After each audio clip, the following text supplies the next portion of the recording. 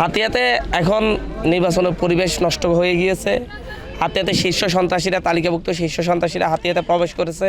সন্ত্রাসীরা যদি হাতিয়াতে থাকে, নির্বাচনের সময় যদি হস্তক্ষেপ করে এবং অলরেডি যা করতেছে, হুমকি ধামকি দেওয়া, মানুষের উপর হামলা করা, তারা আসার পর থেকে 3-4 বার আমাদের লোকজনের উপর হামলা করা হয়েছে, অফিস ভাঙচুর করা হয়েছে।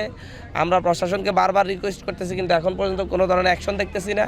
এরকম চলতে থাকলে একটা সুষ্ঠু নির্বাচন হওয়ার কোনো সম্ভাবনা নেই।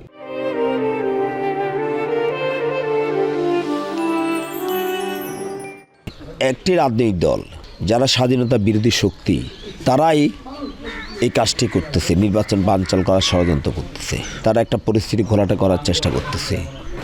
তো সেই ব্যাপারে আমরা সতর্ক আছি। আমরা চাই প্রশাসনকেও তাদের বিরুদ্ধে ব্যবস্থা নেওয়ার জন্য আমি দাবি জানাচ্ছি। আমি হাতিয়ার মানুষের সুখে দুঃখে আমি পাশে ছিলাম।